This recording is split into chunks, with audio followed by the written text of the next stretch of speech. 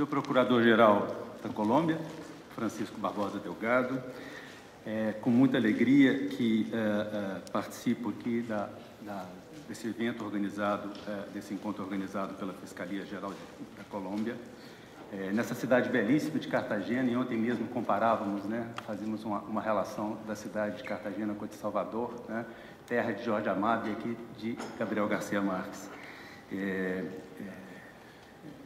É uma honra, um prazer participar aqui e saúdo também nessa oportunidade os procuradores gerais e fiscais aqui presentes,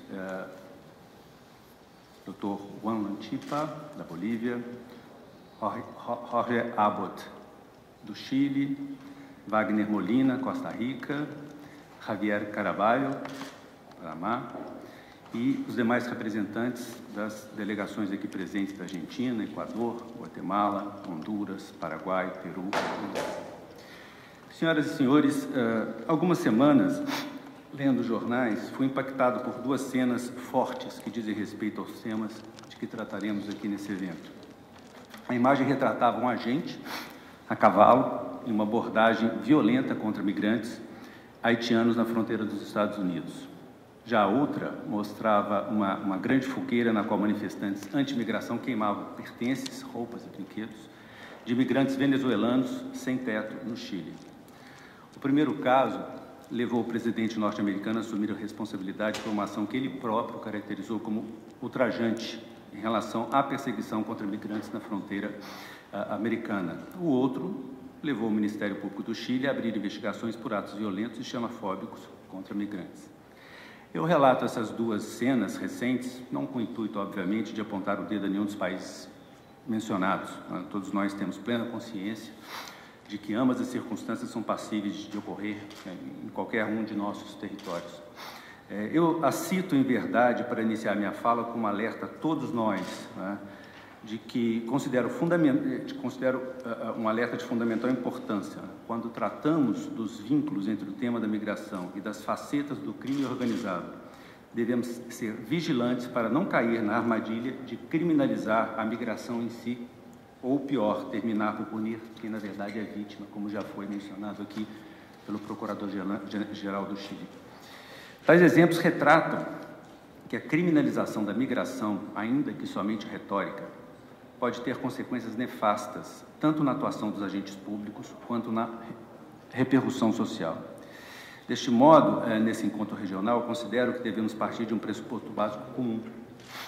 A migração, mesmo quando de caráter irregular, jamais será um crime. Não há dúvida de que os indivíduos devem seguir procedimentos administrativos definidos pela soberania de cada país, para que a migração possa dar-se de forma regular. Sua contravenção, entretanto, deve ter caráter administrativo e não ser entendido sob a dura ótica do direito penal. Todo o rigor penal deve cair tão somente sobre aqueles grupos criminosos que se aproveitam justamente da vulnerabilidade das condições degradantes que advêm da irregularidade migratória para explorar e violentar os migrantes. Tal aspecto é importante, inclusive, se tomarmos em conta a invisibilidade dessa ação criminal, na qual a colaboração e a proteção da vítima mostram-se imprescindíveis para a denúncia. Somente razões humanitárias e de caráter socioeconômico complexo é que motivam pessoas a submeterem aos riscos das rotas de tráfico, riscos já abordados em diversas manifestações que me precederam. Estudos têm confirmado que tais condições pioraram na pós-pandemia, sendo abjeto constatar como as redes criminosas se articulam para lucrar da exploração da miséria humana. No Brasil, o crime de tráfico de imigrantes foi tipificado no Código Penal de forma autônoma somente há poucos anos, em 2017, por uma nova lei que ficou conhecida como Nova Lei de Imigração. E há também uma lei do tráfico de pessoas, aprovada em 2016. No âmbito do Ministério Público Federal brasileiro, a que pertenço, embora ainda não tenhamos uma unidade especializada específica na matéria, a competência é exercida sobre todo o território nacional naqueles casos de atribuição federal que envolvem elemento de transnacionalidade. É uma característica da competência da Justiça Federal no Brasil, assim definida. Todos os crimes de caráter transnacional são crimes de competência federal. Para fins de coordenação, temos na nossa instituição um grupo de trabalho sobre tráfico de pessoas e contrabando de imigrantes, no âmbito de competência de uma das câmaras que coordenam as nossas atividades, a Câmara que coordena a atividade criminal, na qual atua, inclusive, a doutora Estela Scampini, que me acompanha aqui hoje, especialista no tema. Atualmente, nós temos acompanhado as discussões desenvolvidas pelo GAFI, Grupo de Ação Financeira Internacional, no grupo de trabalho recentemente criado para estudar os riscos de lavagem de dinheiro e financiamento ao terrorismo associado ao tráfico de imigrantes.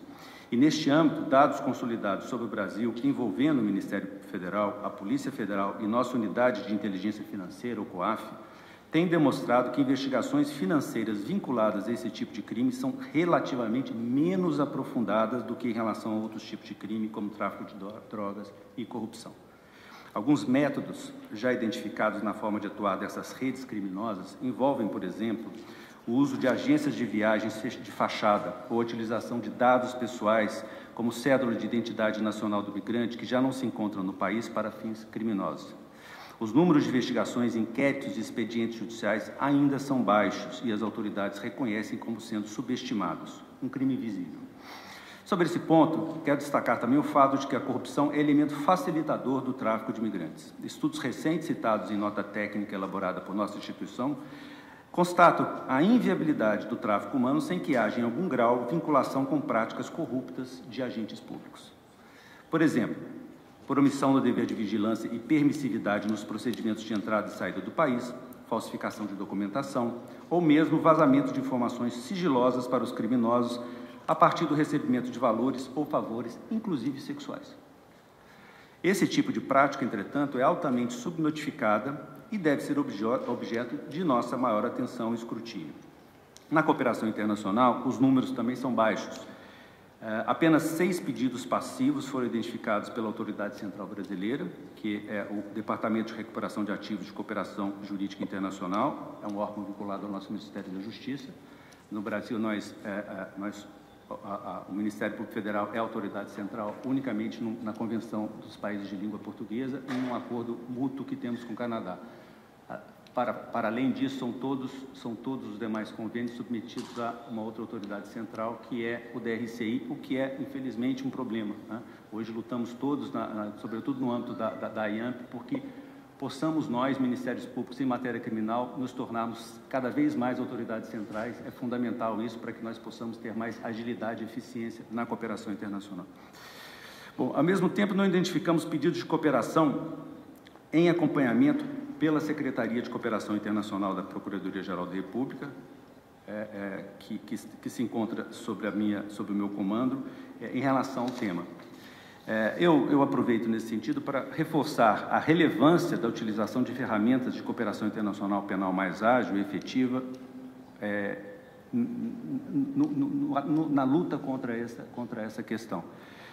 E cito como exemplo a transmissão espontânea de informações, talvez um mecanismo que possa ser mais aproveitado, seja já mencionado aqui por diversos procuradores gerais e fiscais, as equipes conjuntas de investigação. Esse é um tema fundamental, é uma discussão nova, né? As equipes conjuntas hoje, pelo menos no âmbito da Iberoamérica, né?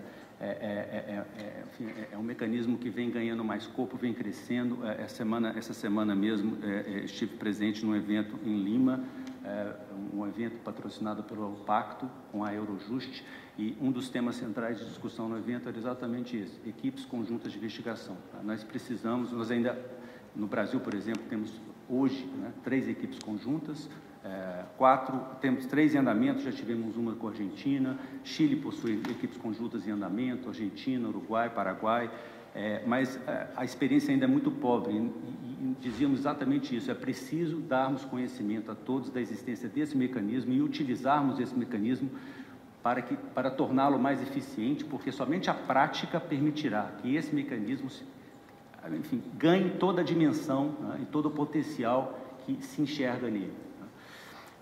Cito também aqui como uma possibilidade também a cooperação direta entre autoridades competentes, a cooperação direta e interinstitucional, também citada pelo Procurador-Geral do Chile, né? Possibilitada, por exemplo, por meio das redes de ministérios públicos, né? Como no caso da IAMP, a Rede Tran, né, que é a rede de tráfico de pessoas e tráfico ilícito de imigrantes. E também cito um outro modelo que talvez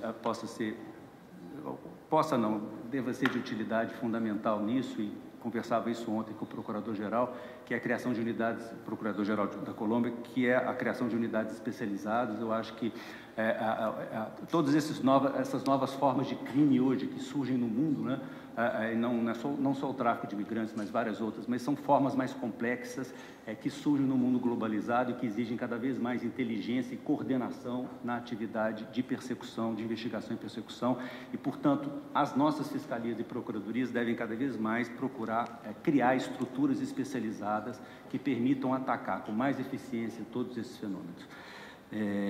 Também cito, infelizmente, eu acho que é também um outro mecanismo fundamental, e infelizmente nós no Brasil não possuímos, que já mencionado aqui, que são as ações de extinção de domínio, né, que é também um mecanismo fundamental para que possamos atacar também aquilo que, enfim, que está na base de tudo, que é o patrimônio dessas organizações criminosas, né?